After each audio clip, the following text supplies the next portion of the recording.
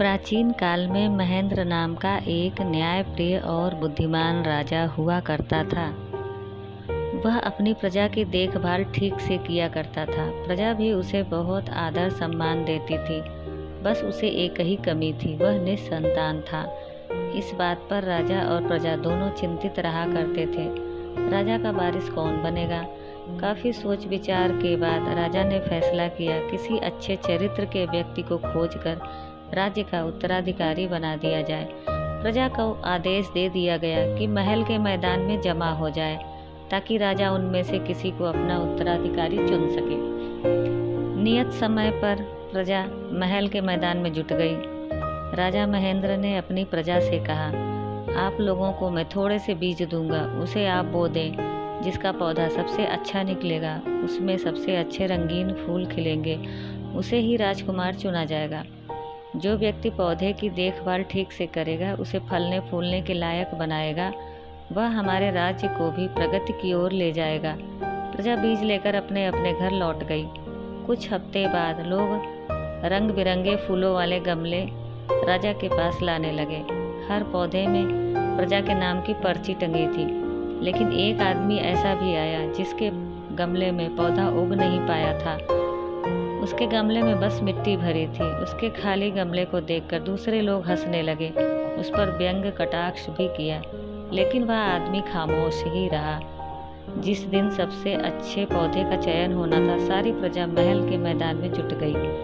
किसका पौधा चुना जाएगा, इसको लेकर तरह तरह के अनुमान लगाए जा रहे थे। राजा महेंद्र गमलों के बीच घूमते रहे, हर एक पौधे को ठीक से देखा परखा। तभी उनकी नज़र उस खाली गमले पर गई जिसमें कोई पौधा न था, बस मिट्टी भरी थी। राजा जाकर अपनी गद्दी पर बैठ गए और प्रजा को पौधा उगाने के लिए बधाई दी। फिर राजा ने कहा, मैं उस आदमी की बात सुनना चाहता हूँ जो पौधा उगा नहीं पाया। वह आदमी राजगद्दी की ओर बढ़ने लगा तो बाकी प्रजा उसे धुतकारने लगी, चिढ़ाने लगी। उसने राजा से कहा, महाराज, मैंने पूरी कोशिश की लेकिन पौधा नहीं उगा। तब मैंने अलग से खाद और पानी भी डाला, पौधा फिर भी नहीं उगा। समय भी खत्म हो गया। फिर मैं क्या करता? मैं खाली गमला ही यहाँ ले आया। सोचा महाराज के सामने अपनी सफाई पेश कर दूंगा। मैं माफ़ी मांग लूँगा कि मैं एक पौधा तक नहीं उगा पाया।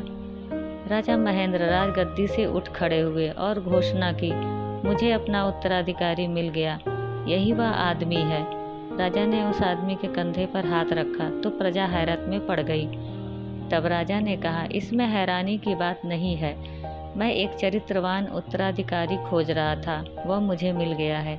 मैं सबको भुने हुए बीज बांटे थे। भुना बीज कहीं अंकुरित होता है? लेकिन तुम लोगों ने दूसरे बीज बोकर पौधे को तैयार किया।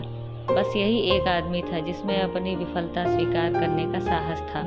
वह सत्य पर अटल रहा। नतीजे की परवाह किए बगैर उसने सत्य कह भी डाला। मेरे विचार से इसी के हाथों में मेरी प्रजा का भविष्य सुरक्षित रहेगा। प्रजा ने बुद्धिमान राजा के निर्णय का जोरदार स्वागत किया। नए राजकुमार ने ईमानदारी से प्रजा का दिल जीत लिया। प्रजा उसका भी गुणगान करने लगी। सीख, ईमानदारी सचमुच सर्वश्रेष्ठ नीति है।